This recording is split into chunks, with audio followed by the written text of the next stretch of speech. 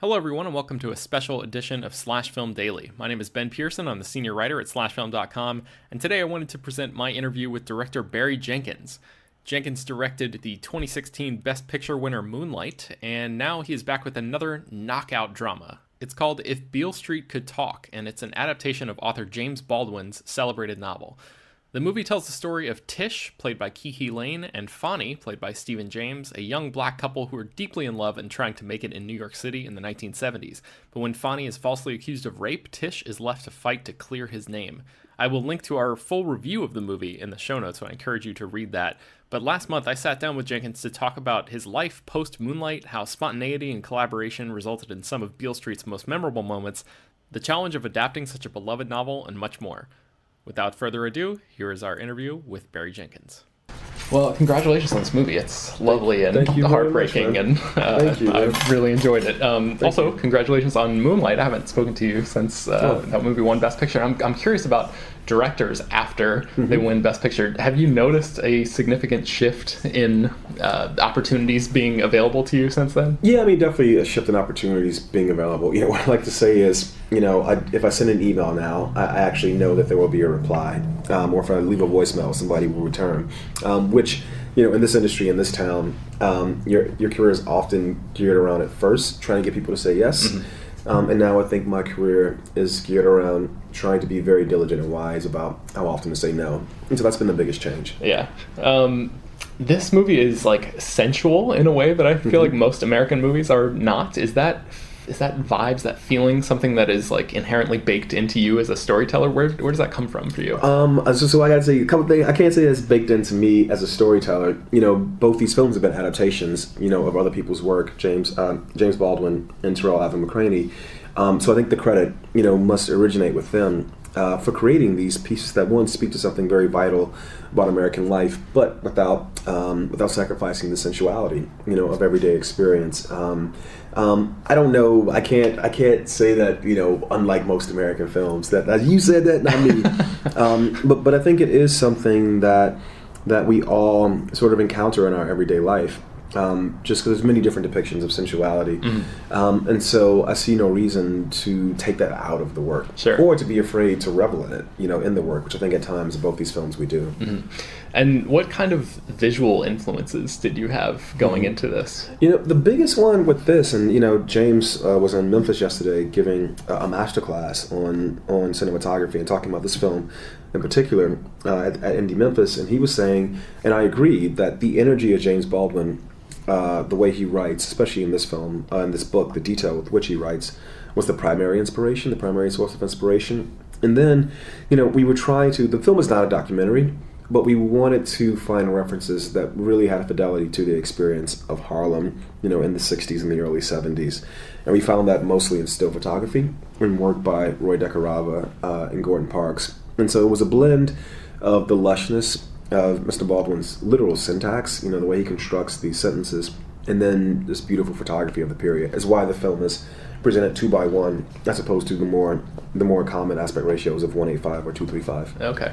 I think my favorite shot of the movie is of Tish and Fonnie walking down this really gorgeously lit street under this red umbrella, and they turn down a one-way street, and they go the wrong way. Were those signs written into the script, or did that just happen on the day? All of that, see, this is what I love about making movies. All of that, it wasn't an accident, but, you know, we didn't bring in rain. It just poured rain that day. Really? So there was not meant to be an umbrella. You know, like so much of that, of the way we frame that, was not meant to be. But, you know, even though this movie had more resources than Moonlight, you know, it's still, you know, a small budget, or a modest budget, I should say. And so we had to work with the elements. And so it just poured rain that day. And so once we got to the setup, it just seemed like, well, what's the best way to film this now gorgeous free reign that we have? And it was Diego. It was like a paraguas, is how you say umbrella in Spanish. And the whole thing just took on this life of its own. As far as walking left versus right, I think that road, I don't know if you can tell in the film, it kind of slopes down just a little bit, and I wanted them to walk uphill as opposed to walking down, so they went right instead of left. That makes sense. That's so cool that a moment like that was unplanned sort of gives you more of a look into their intimacy as well, like just the way that he treats her, that they stand together is so, to me, I think when you make a film or any kind of art, you have to be open to inspiration from the elements from your collaborators. And I think what I see in that scene that's very lovely is it's one thing for them to walk down the street hand in hand, and this is somewhat patriarchal in a certain way, but for them to be, Fonny to hold this umbrella, there's almost this nurturing kind of quality to it. I think it makes the question he poses just that much more delicate, more intimate. When you come to my place. Yeah, for sure. A lot of the movie is bathed in yellows and greens. Tell me about how you decided on the color palette for this one. Yeah, it was a really just purely organic process of a collaboration. In the run-up to production, Mark Freeberg, the production designer, he would host these salons, and it would be myself, Mark, the production designer, Carolyn Eslin, our costume designer, and James Laxton, our cinematographer. And we would all just get together in Mark's living room / kitchen, drink wine and eat hors d'oeuvres, and we would just pass around, color splotches or color swatches, or little still photos. And slowly you saw us kind of coalesce around these ideas, not necessarily color blocking in an intellectual way, is this color means this, or this color means that. But you saw all of us really getting into color as a manifestation of how Tish feels. And that became this series of golds and greens, these very warm, saturated colors. When because in the film, Tish is kind of in purgatory in a certain way. Fonny's dealing with this ordeal, she's bringing this child to term. But when she thinks of these moments, the walk in the rain, or the first time they make love, that's filtered through memory, and a very lush, beautiful memory, almost a heightened depiction of what actually happened. And as we sort of had these salons, the colors just started to assert themselves. And by the end of pre-pro, it was very clear we were going to make this super saturated, vibrantly colored film, very different than Moonlight. That's awesome. The scene between Fonny and Daniel in the kitchen is like one of the most harrowing things in the movie. Yeah. How did you feel going into that day of shooting? It's a lot of dialogue. And it's just two people like you and I sitting across a table. So there's always two questions in my mind, which is, it's so much dialogue. How do I make this comfortable for the actors? Because in cinema, or not in cinema, but in filmmaking, typically there's all these different angles, and so it's hard for the actors to sort of get in the flow where, they have like 80 lines in that scene, how do we get from line 20 to line 50 in a way that's organic for the actor as opposed to breaking it up in chunks? So that was the first part of it. The second part of it is two people sitting at a table, how do I make that cinematic, right. But it was the last day of production in New York and principal photography, so we had a lot of time to plan it. The set that it takes place on is a build by Mark Freeberg, and so by the time we got to shoot it, we knew the ins and out of how that set functioned. And it's interesting, I love talking about that scene because it's one of these really lovely experiences for myself and James Laxton of being open to experimentation, because we filmed that scene entirely one way, very traditional coverage, and then we realized that it wasn't operating at the level that we wanted it to, and so we redid the entire thing by putting the camera on sliders and panning the image from one actor to the other. Because a lot of the shoot was dual camera, two cameras, and so we started off filming that scene with two cameras, but then by the end of it we were like, no, we don't need two cameras.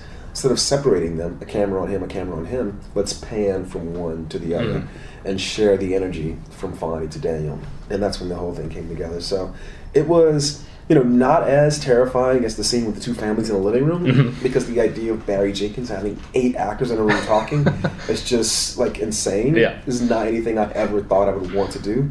So that was much more terrifying than the scene with Stefan and Brian. And just like Brian is incredible in that scene. Yeah. What was your relationship like with him? Because it seems like that's sort of his centerpiece moment in the film. It is, and it is kind of a centerpiece moment for the film in general. We have all these things with these still images in the first 5 minutes and the last 5 minutes of the film. We actually cut to what I would call documentary photography, of the era. And you see these series of many black men. And I think when Brian Tyree shows up as Daniel, you kind of see a collection of all these experiences, but made personal, in the experience of Daniel Carty. And so what I said to all the actors was that, I felt like there was going to be a faithful adaptation And so it takes 20 hours to read the book. It takes 2 hours to watch the film. So what happens to those 18 hours? Mm-hmm. You know, and for Brian's character Daniel, there's so much interior life of that character in the book. You know, he still only shows up for 2 or 3 scenes, but you get much more of what Hemingway called the iceberg, all these things beneath the surface. So I said to Brian, who's a big fan of James Baldwin himself, you can bring all those things into the performance.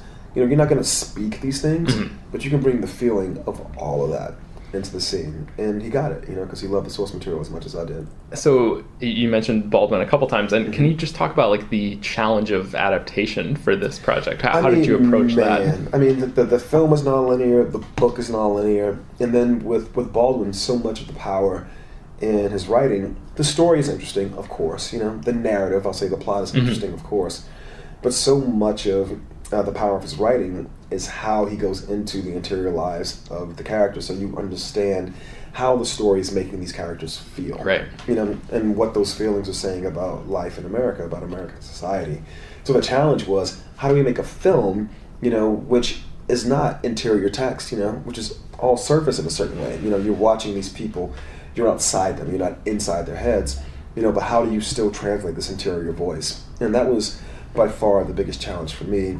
And we have voiceover narration in the film, so that's one way, but it still was incumbent on me to build a film that was this landscape of faces. And so you could really identify and empathize with how the characters feel instead of Baldwin reading to you how the characters feel. Right.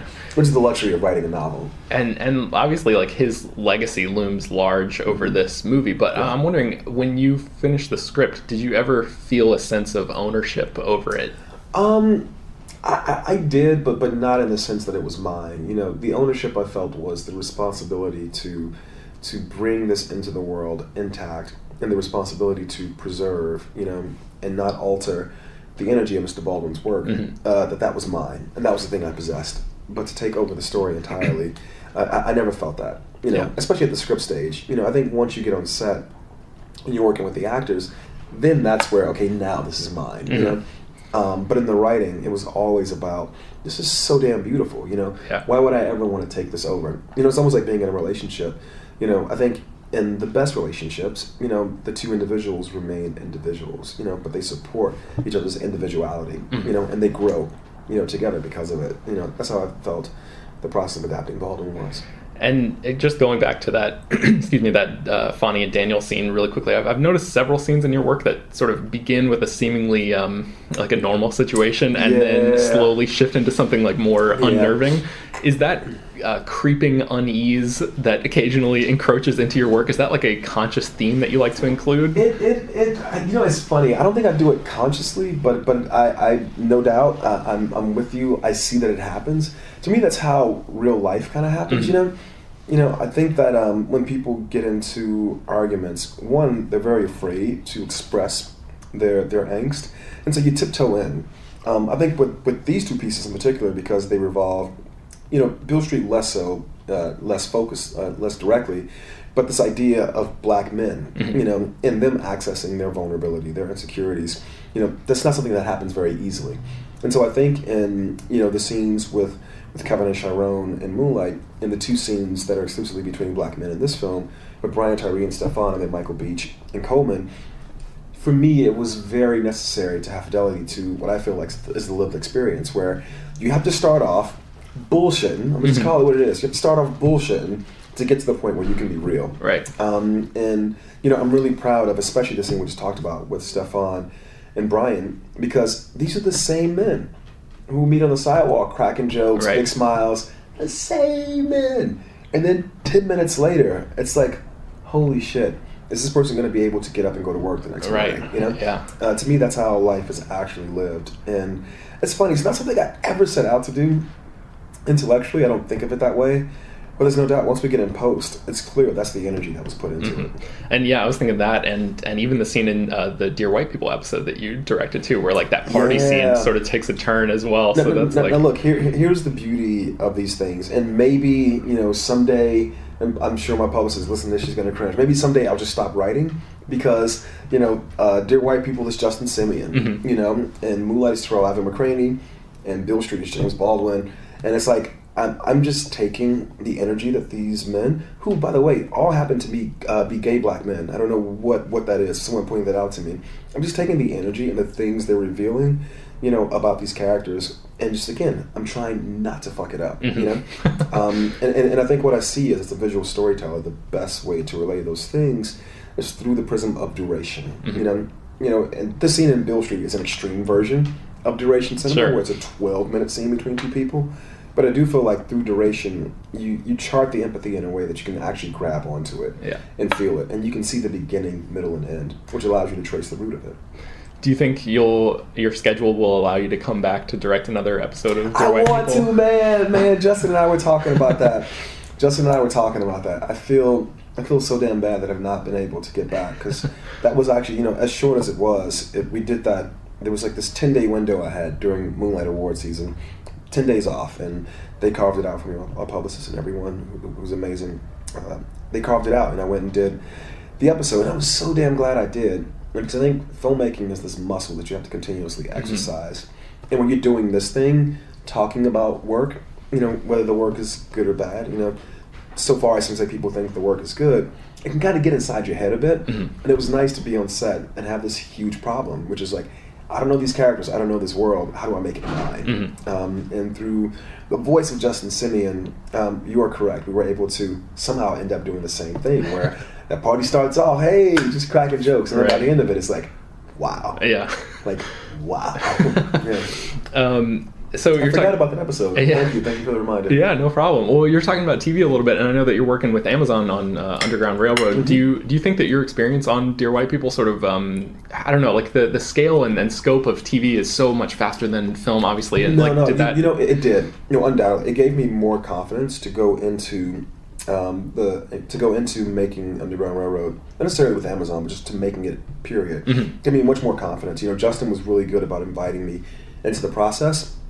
So even when he was doing the writer's room, I had no input on the script, but I would check in with him and he let me know how it was going. And then once we got there to make the film, all of it was sort of like, was physically together in the same space. They were writing and editing and filming, and all those things was a lovely crash course. I'm really glad you brought that up, because this happened even before Moonlight. And I don't know that I would have gotten a chance to direct television, in a pre-Moonlight world, if not been for Justin Simeon. So hats off to him. I was also in the writer's room on The Leftovers, and so all these experiences, I think, gave me the confidence to go down the road, because Underground Railroad is a really big undertaking. Yeah. The biggest thing I've ever done. But I do have experience to fall back on. It's helped me through the process. And I know that you just got like a development deal that was just announced a few days ago with them as well. Can you tell me about any of the new projects that you're working on? Yeah, I can tell you about projects specifically, but I think the process of working with them on Underground, which we've been working with them, we had a writer's room for the show right before going into production on Beale Street. It's been so wonderful and just fluid that it's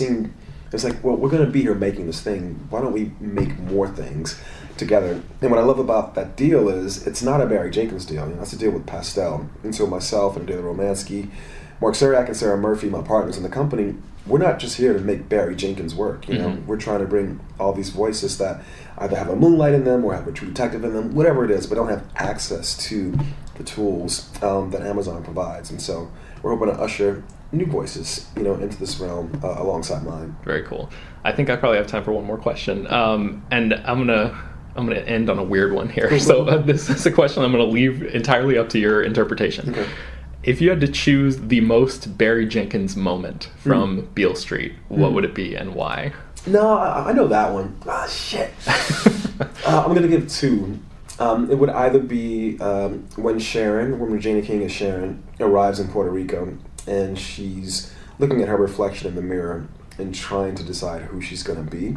To me, this idea of identity, this idea of placing on a false strength or the projection of strength to protect others around you, and those things coming undone. I just love the simplicity of it. Again, it's not literature, it's not theater, it's cinema. There's not a single word. Regina lands in Puerto Rico. There's not a single word for 4 minutes. Not a single word. You understand everything that character is feeling. That to me, it's very well known that I worship Claire Denis.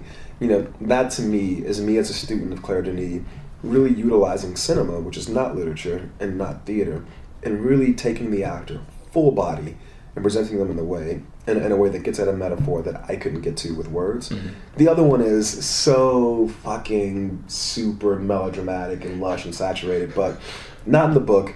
After Tish and Fonnie get the apartment, and they have this conversation with the Dave Franco character, Mm-hmm. Levy, they're walking down the street and they just yell to the sky. Yeah. And that to me is peak, gooey, sentimental, like soft Barry Jenkins, which is an impulse I try to reject. But I think people need to, especially young black people, need to be able to unleash joy in an unbridled way. And that moment for me, it's my favorite moment in the film. Mm-hmm. Because I think I want that for those characters so badly. Yeah. So badly. And Stefan and Kiki are so committed to it.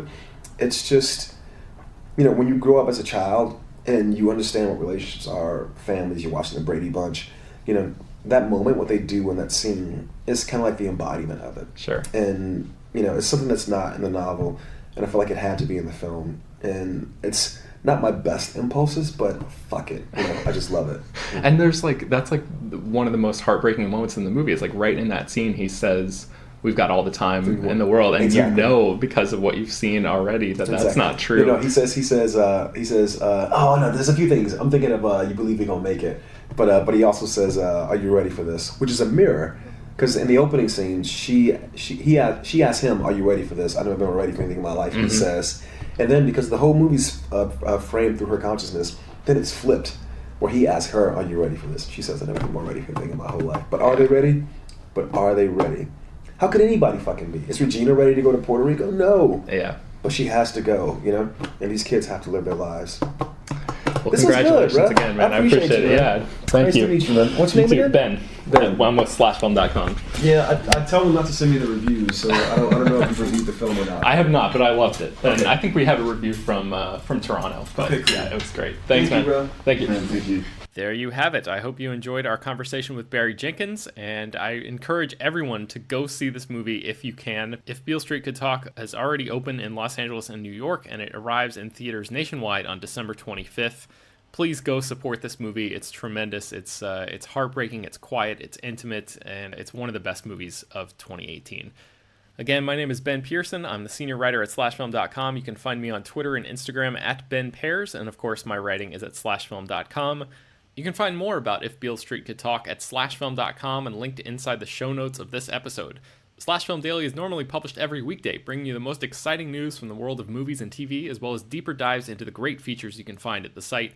And I would encourage you also, if you're just a listener to this podcast, check out slashfilm.com. There's tons of stuff there every day that we don't talk about on the website, and it's really great stuff. You can subscribe to this show on iTunes, Google Play, Overcast, Spotify, all the popular podcast apps. Send your feedback, questions, comments, or concerns to us at peter@slashfilm.com, and don't forget to leave your name and general geographic location in case we mention your email on the air.